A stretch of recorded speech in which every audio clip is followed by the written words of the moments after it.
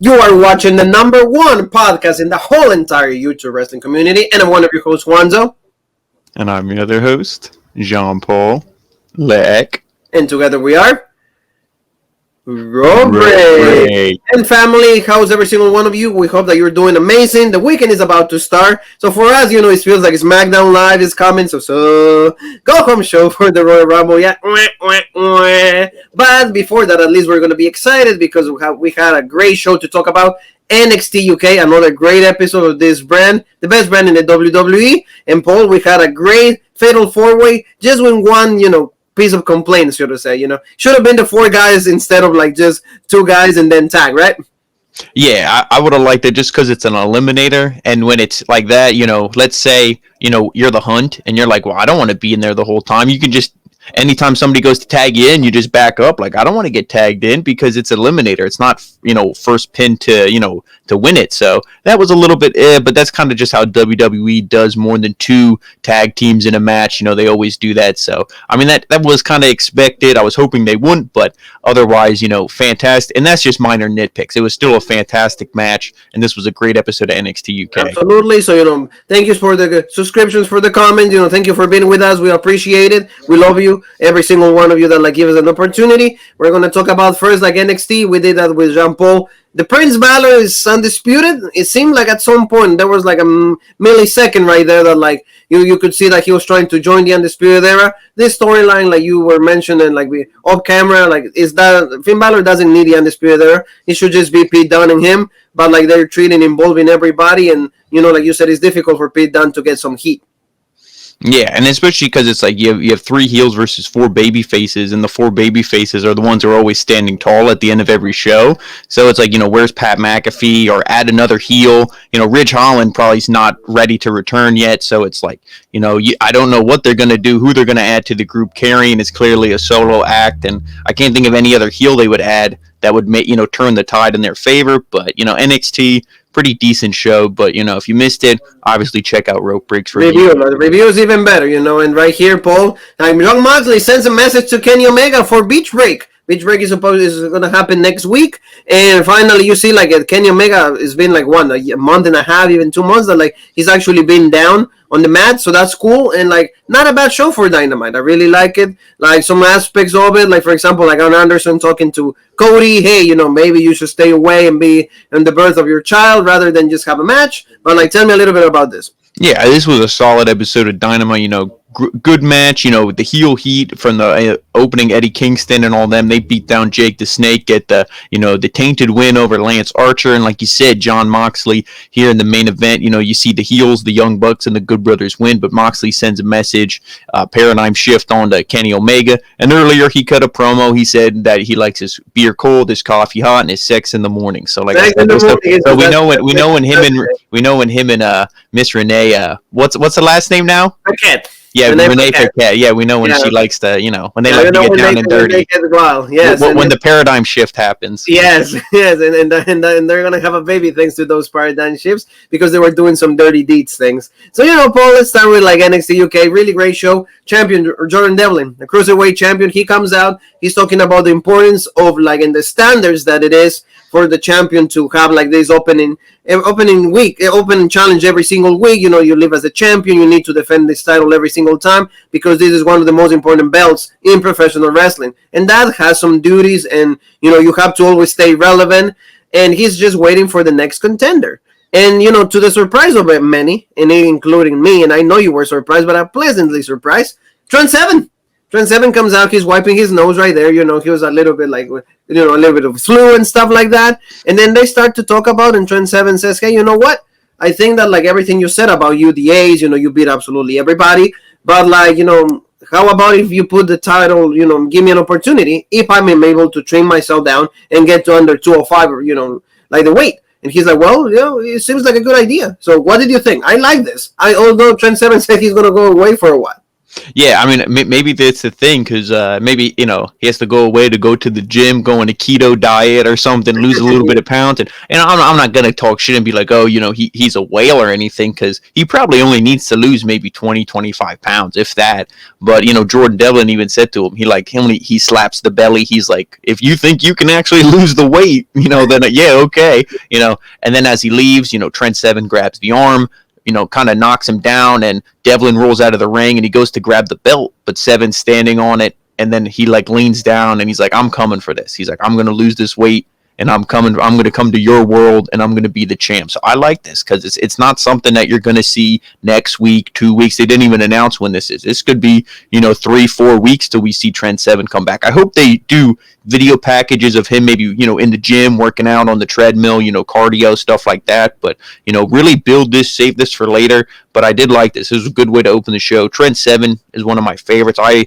liked him, him, Mustache Mountain. I liked him always more than Tyler Bate, because I thought, they pushed Tyler Bate to the moon, and Trent Seven was kind of just forgotten. So this is good. And if he would be Jordan Devlin, and, we wouldn't see Santos and him, I really wouldn't be upset, because Trent Seven needs gold. Yeah, oh yeah, like the Trent Seven absolutely is one of those guys that it's like Cesaro. Don't you think it's like those see, like they need gold because they carry themselves as a I mean, I would say he's pushed better than Cesaro, but definitely it's the case where it's like this guy should have more gold than just tag team gold. Yes, and the last time that they did this is when Matt Hardy went down all this way to be Cruiserweight champion and going against Rey Mysterio. WrestleMania 19 days. So there you go, a little bit of history right there. But I good, of course, like Paul and I, we are good, the greatest duo ever. Like still to come, there's going to be like the Fatal 4-Way for number one contender for the tag team championships on NXT UK. We get to see our boy Eddie Dennis and the Hunt. They're getting ready. We're going to talk about this because I am a little disappointed with the outcome of this. But, I think that like they booked it a little wrong in my end, but we'll see what happens later on in the main event.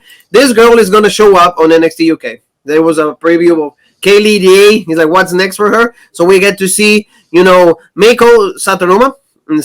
There you go. And, a lot of titles she's won. She was in the Mae Young Classic. She actually made it to the semifinals, if I'm not mistaken. She actually, Toni Storm was the one that beat him. And then she qualified to the final. So, like, this girl has a lot of experience. Is already a veteran. Like, she kicks really hard. So, like, John Paul loves the stiffness. She's like the female version of Nakamura. So, like, she's coming to NXT. So, let's hear your thoughts on this, Paul. No, I'm really excited for this. It's almost like, how Xia Li is, like, really tough. She broke Aaliyah's nose, I believe it was. And, yes. Even Beth Phoenix always puts her over on commentary. Oh, I was with her in the Royal Rumble, and she does hit hard. So, this kind of reminds me of that, but just like a more polished version. Because Xia Li, clearly still young, probably not too many years in wrestling, but this woman has been wrestling for a long time. She's a veteran. She's legit. And to me, that fits Kaylee Ray's style, because Kaylee Ray's reckless, and she's, a tough, scrappy competitor. And I feel Meiko Satomura is going to be just as legit. And, it's one of those things, too, where, like, let's say she wins, because we're always pushing for Valkyrie. That would be something, hey, I'm a veteran. I'm the champ. Let me put over this, this young talent. And then that would be something cool, too, because we don't really know if she's, usually when people debut, it's as a baby face, but we don't really know what role she's going to be, because she is such a hard hitter. She is so tough, so legit. She might even be like a tweener, like a little bit heel, a little bit baby face, but we'll see. I'm excited for it. I feel like this adds a lot of legitimacy to their women's division. That's going to make the division even more like attractive to watch, more intense, and it's going to be more strong style. And I would say after a while being in this brand, maybe some call-ups on NXT, the main show, don't be surprised if she transitions over. Maybe, like, for example, it will be cool to see, like, Xia Li and her, as a tag, because they will be, like, like, the present or the past going with the That'll be like Sting and Darby Allin. Yes, exactly. Like, the same thing, we like to break windows and stuff. What would the word, like, harbolers or something like that? Like hoodlums. Yeah, he's like, oh, I don't think I am. And well, boom. Yeah, we both are. Whatever. Yeah, same thing. So, like, let's go to, like, this guy that has been actually having a really great showing in NXT the first time with Jordan Devlin for the Cruiserweight Championship. He came short at that time, but, like, now he was going to have a match with Jean Paul's best heel, like, favorite heel. This guy is awesome, though. Sam Gradwell, he on the mic, he has such a great promo skills. Like his presence as a wrestler is absolutely great. He's for me more of a brawler. I haven't seen a lot of wrestling from him yet, but they cut a really nice one. What did they say about New Jersey? Tell me out here, Paul. Oh well, not New Jersey, the Jersey over across the pond, not the one that's a skip and a hop away from us. But he's like, yeah, Jersey. He's like, that's not even on the Atlas. That's a bullshit. bullshit island. He's like, they have more cows than people. Carter has like flags and stuff on his trunks, and he's like, they look like gym shorts. He's like, you don't even have the Jersey flag on there because Jersey's so bullshit and all this stuff. And he's just kind of getting under his skin, and he's like, oh yeah, you came here and you made a little splash when you arrived. He's like, but I'm the thunderstorm and all that stuff. So I mean, it was good promo, like I said. And when he talks, he's not like it's like he just says what he wants to say. It's like he's being himself, not trying to play a character, which to me is why he seems so legit. It's not like, oh, he's like Gargano, tries to be a heel and it comes off really awkward. This guy, I'm not saying he's a heel in real life, but, he can do that character really well. Or at least, he can, carry himself as a heel. And he's good, and you want to be the guy, yes. But Gradwell, to me, he's always just the guy who's like, I'm going to put on a tough match. Like you said, he's a brawler. He'll beat you up. But he's probably not going to win the match, which was the case here, but this was still a fantastic match, and I would have booked it the same way. Ben Carter, you need to have him win. Because he's a guy who I would build the whole brand around. If you didn't have already all these stars like Walter, Dragunov, he would be like, like you're drafting wrestlers and like, oh, okay, like, I have nobody on my roster. He's going to be one of the first picks because this guy's young, he's athletic, he's good, he can wrestle, he can high fly, he can do it all, trained by Seth Rollins. So this guy to me is legit, and just the sky's the limit for his future. Yes, yeah, no, and like the finish sequence that they had, like the final one was like kind of like the DDT that AJ does, like like he dives the moonsault and then he catches you, very much like the Scorpion Death Drop. And then he did that, and then he climbed right away to the top, and then he did a nice frog splash. Not like Eddie, not like Sasha, not, like Tony, not of those, but like not Montez 4, but at least, like, or RBD, but like a pretty lethal one, and not pretty deadly. No, we're going to talk about pretty deadly in a little bit. But it was good. Ben Carter gets the win, and unfortunately, Gradwell, another loss. Like, we want to see this guy win. It reminds me of like Brian Myers. He needs to win because his character is really good. It's really fun to watch. I like him a lot, and hopefully they give him like a win. That's what which we'll get that into a little bit. I think a win's coming for him, but this was a good match, good showing for both these guys. But like you said, you got to have the babyface win moving forward. Yes, and let's go to Rampage Brown. Rampage Brown was right there, like and the Gallus boys went going out, and like he stops Kofi. He's like, hey, like they have their path already with the tag titles and all of that. He's like, what about you? Like what about it's time for a challenge right here? And Kofi goes, well, yeah, mate. Yeah, mate. So like we're gonna see, and you said this. We mentioned this before that at some point this should be like the number one contender. Then so Rampage Brown undefeated and Joe Coffey. Yeah, I mean Rampage Brown, he's going through everybody. If he beats Coffey, to me the only guy left is Walter. Yes.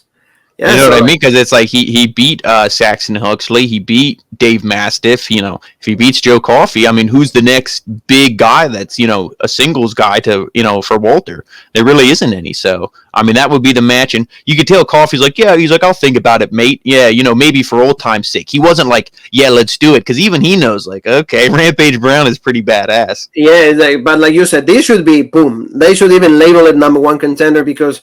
Like you said, after that, Walter is the only one that needs to be. There's no other big guy because he went to Mastiff. He went on like to the main guys in NXT UK, and so like hopefully it happens.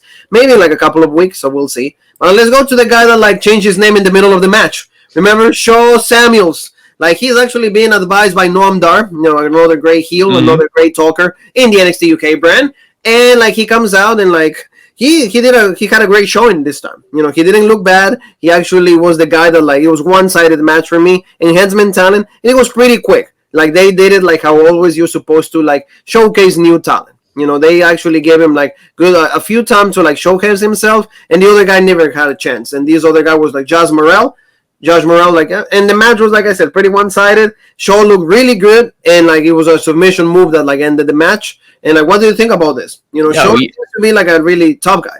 Yeah, he's one who you can build up as a heel, maybe make this guy like seem really legit, and then put him against Ben Carter. They have a match, then maybe Ben goes against Noam Dar or something. Maybe Noam Dar kind of causes Shaw to lose it or lose the match, by accident or something. But I mean, this is a good win for this guy, and I do like that how they said on commentary, yeah, like WWE's bullshit. They give people names, and this guy's like, I didn't wrestle for 18 years under Shaw Samuels to be called something else. Yeah. You know what I mean? Like, I built this reputation. This is who I am. So that I liked. And yeah, this match was quick. I mean, yeah, Morrell got a little bit, had a little bit of a comeback, tried something, but he got shut down pretty quick. And that's the way to do it, to get somebody over. Give me 2-3 minutes, boom, submission, done. Exactly. And now let's go to, like you said, like we're gonna know the path for Gradwell. There you go, Ilya Dragunov. Ilya Dragunov was like just like in the performance center with us, with the guys from Robert. We're talking. Hey, he's legit. How you been? All good. And he's like, well, what happened? What happened last week? You got all like wild, and you started beating Jack Stars for no reason. He's like, well, so I don't know. And then you saw flashbacks of the match. And then, like you said, Gradwell just is like showing in the camera, and then he goes, is like, oh, how do I stay away from the loose cannon or something like that? What was it? Yeah, he's like, oh, we got a loose cannon over here. Like, that's why I love Gradwell. It's like, it don't matter how much he loses, he still talks shit on everybody. He still puffs out his chest, gets in everybody's face. And it's like, it's funny, but he's also legit. So, I mean, to me, it's good. And we're going to probably see this match, maybe not next week. They didn't officially announce anything. And with the show being only an hour and having only a handful of matches, they usually announce most matches unless it's like a bullshit squash match. But this, I mean, I think maybe in 2 weeks we'll see this. So I'm excited for it. And with Dragunov, with spiraling his character, like, why does he snap? Why does he go crazy? This is maybe when Gradwell is going to sneak a win out. So we'll see. But either way, I'm looking forward to this. Yeah, hopefully, like you said, that should be the perfect scenario for him to have a loss. Dragunov. So like maybe he can just redo the character a little bit, or like at least because Dragunov's one of the guys where if he loses matches now, we're already invested in his journey and everything emotionally. After winning that battle royal, having this great match with Walter, even when we saw him debut, the match with Cesaro, match with Finn Balor, all that stuff, we were always a fan of him. Jean Paul's first ever rope break was NXT Takeover UK. So we saw Dragunov there. I mean, and it was badass. So if he loses to Gradwell, that don't hurt him. It's just part of his story, his rise back to the top. Yes, and so like it shouldn't even be like a thing that like people are going to lose like stocks on Ilya Dragunov. Next week we're going to see Nina Samuels against Zaya Brookside. This is still a feud. Remember, like Zaya said something last week. It's like we're going to show her what like she's really made for to Nina Samuels, because she's been dragging her name to the mud. We're going to see this match. Well, hopefully we can get another women's match or like something even better, because this is not enough substance for me when it comes to that. What we're going to see also is our like cruiserweight champion Jordan Devlin having like open challenge. So I wonder who the guy could be. Maybe like it's on a surprise, or maybe like maybe Jack Stars, maybe can be one of the guys that we've seen before. But it's going to be good, and I know that every time that like the Ace has a match, it always turns out to be good. So now, Paul, let's go. It is time for the Fatal 4-Way. This was absolutely great, like you said. A lot of different situations happened, but like you mentioned, it wasn't like all tornado. It was just like two guys, and then everybody tags out, which is like took me a little bit to like get comfortable with. But like your thoughts on this? I liked it for what it was. It was long. It was like 25, 28 minutes. So it was good. Yeah, they definitely gave this main event time, which it deserved. I liked it. The team that we both thought was going to win would be the Hunt. Maybe they'd have their legit rematch, But there wasn't Eddie Dennis out there, so that was kind of like, ooh, they don't know what's going on. Is that going to play a factor? And it did. I mean, this match went on maybe 7 to 10 minutes, no eliminations, good stuff. And then we see Carter and who is it?